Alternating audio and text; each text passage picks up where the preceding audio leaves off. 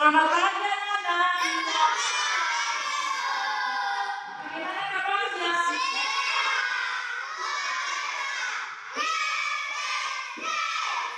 Wow, senang sekali hari ini. Gimana pembelajaran hari kita sampai di mana? Sampai di 48. Sampai 48. Sudah yang hadir? Sudah. Siapa yang hadir? Tidak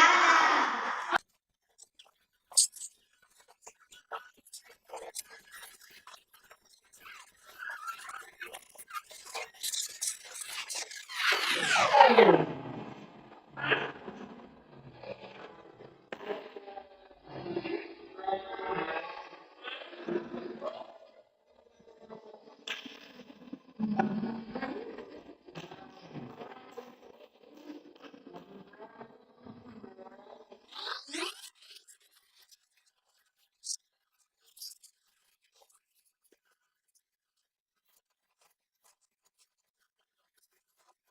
Punya surat. Tahu surat? Tahu surat? Ini ya judul materi kita hari ini tentang surat. Surat cinta. Ya. Surat cinta Iwa. Menurut kamu surat itu apa? Cinta. Jangan banyak, nanti kena kamu. Oke, menurut kamu surat itu apa? Kertas. Kertas yang ditulis. Surat itu apa? Buku. Surat. Sarana komunikasi. Sarana komunikasi. Secara tertulis atau lisan. Lisan. Tertulis ya. Ini namanya surat berarti secara tertulis.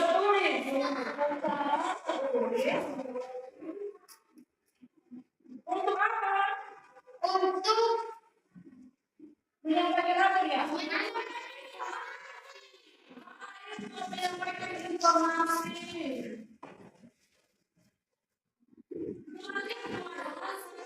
Komunikasi secara tertulis untuk menyampaikan. Hari ini kita akan masuk materi baru dengan judul materi cara penulisan surat pribadi.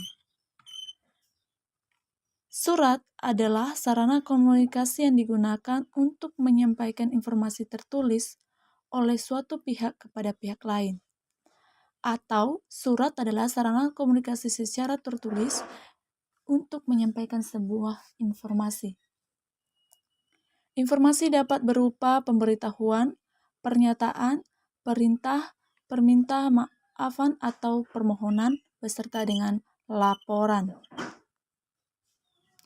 Surat pribadi adalah surat yang dibuat seseorang yang isinya menyangkut kepentingan pribadi.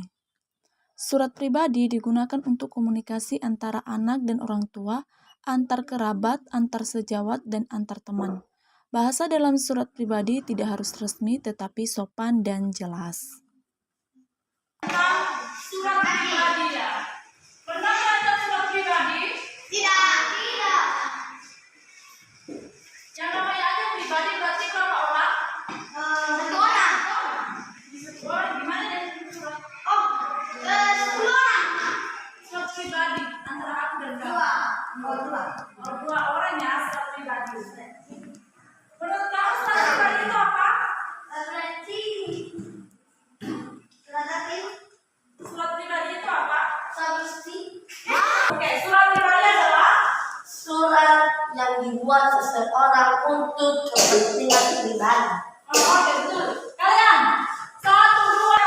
Surat pribadi adalah surat yang dibuat seseorang untuk kepentingan pribadi. Bagian-bagian dari surat pribadi yang pertama itu tempat, tanggal, bulan, tahun penulisan surat. Yang kedua alamat surat, yang ketiga salam pembuka, yang keempat isi surat, yang kelima salam penutup, yang keenam tanda tangan, dan yang ketujuh nama pengirim. Baik, sekarang kita akan belajar bagaimana cara penulisan surat. Yang pertama, tempat dan tanggal surat. Nama tempat penulisan surat ditulis sebelum tanggal surat atau diawali dengan huruf kapital. Yang kedua, tanggal surat ditulis secara lengkap, yaitu tanggal ditulis dengan angka, bulan ditulis dengan huruf atau huruf kapital di awal, dan tahun ditulis dengan angka. Nomor 2, penulisan alamat surat.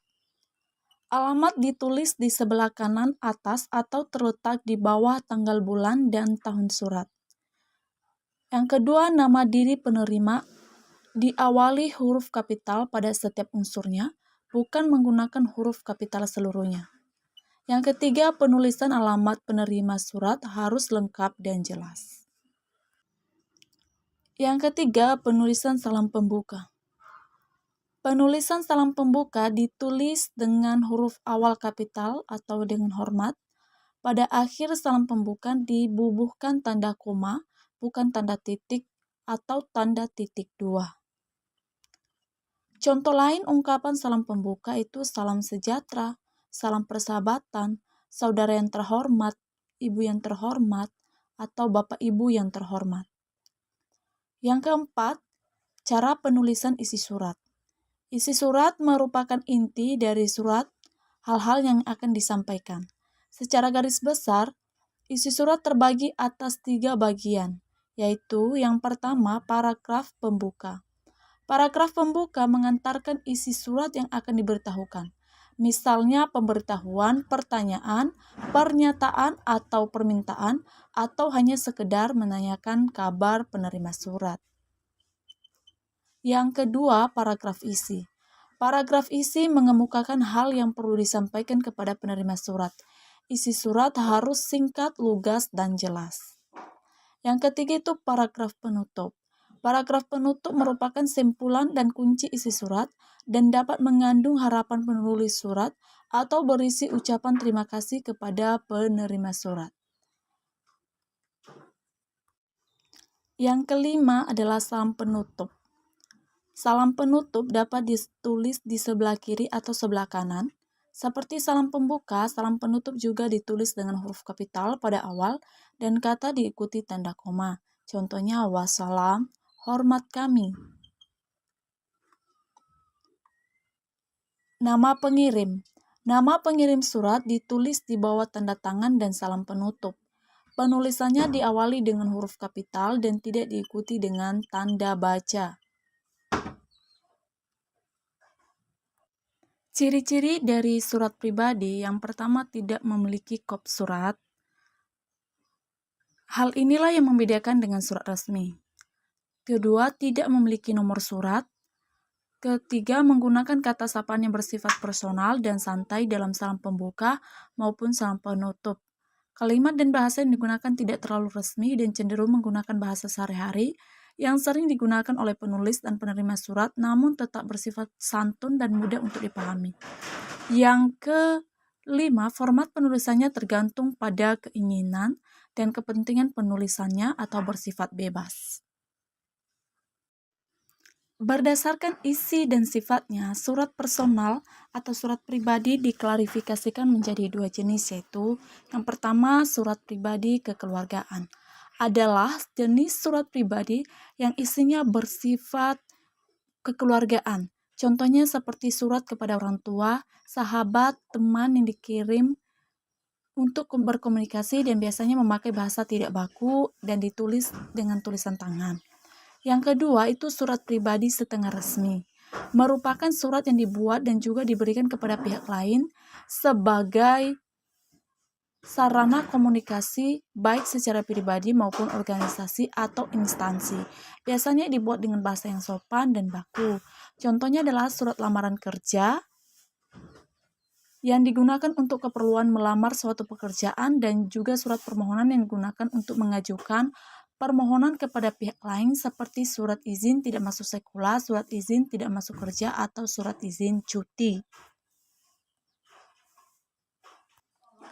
Selama pemaparan materi, kita juga mengajukan berbagai pertanyaan kepada anak-anak untuk memberikan tanggapan memberikan saran, masukan, dan juga kita melibatkan anak-anak untuk terlihat aktif dalam pembelajaran. Anak-anak sangat antusias memberikan jawaban mereka, memberikan saran mereka, meskipun banyak kelemahan ataupun banyak hal-hal yang kurang pas. Sebagai seorang guru, kita membenarkan, kita membetulkan jawaban mereka.